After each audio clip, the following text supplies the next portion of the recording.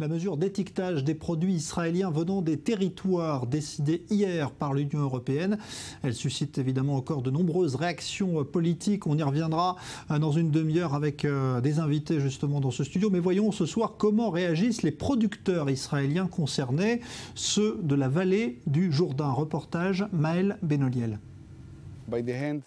L'un est producteur d'épices, l'autre produit des dattes, des marchandises qu'ils exportent à l'étranger depuis toujours. Mais désormais, ces dernières seront étiquetées avant d'arriver sur les étals du vieux continent, suite à la décision de l'Union européenne. Car les fermes d'Inon et d'Avigdor se trouvent derrière la ligne verte.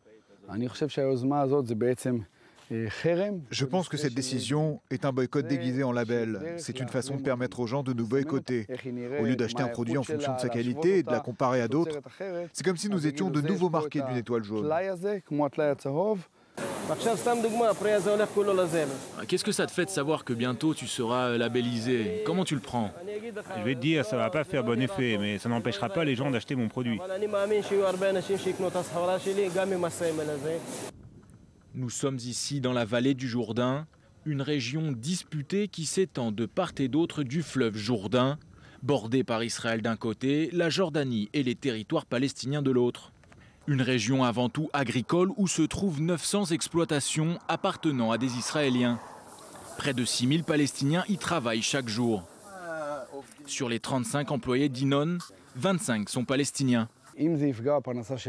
Si jamais nos revenus sont touchés, on ne pourra pas garder nos 25 travailleurs palestiniens, car je n'aurai plus de travail pour eux. Si nous ne sommes pas là, ils n'ont pas de travail. Il faut que l'Europe arrête de se faire des illusions. Les Palestiniens préfèrent travailler chez moi plutôt que pour d'autres Palestiniens qui les oppriment. Les conditions ici sont bien meilleures que là-bas.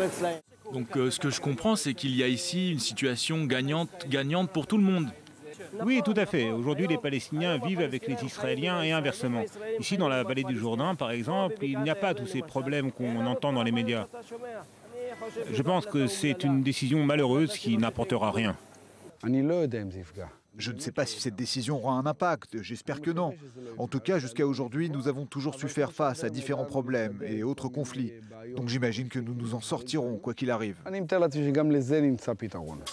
Des propos confirmés par le président du conseil régional de la vallée du Jourdain. Cela fait déjà des années que sa région a anticipé cette nouvelle mesure.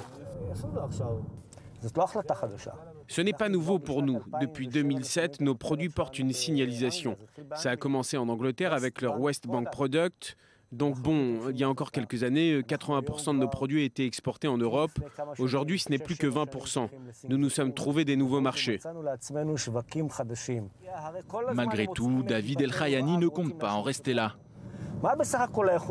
L'intention de l'Union européenne, en fin de compte, c'est de nous punir, nous les gens simples, car il n'y a pas de processus de paix. Il y a déjà de nombreux agriculteurs qui ont pris la décision de boycotter l'Union européenne. J'incite toute personne à le faire. Moi, par exemple, je ne roule plus dans des voitures européennes. Ma voiture est américaine. Pour l'Union européenne, cette nouvelle mesure n'est qu'une régularisation des législations des pays par rapport au droit international et ne constitue en rien un boycott. Les importations en provenance des implantations israéliennes ne représentent qu'une fraction du commerce d'Israël avec l'Union européenne.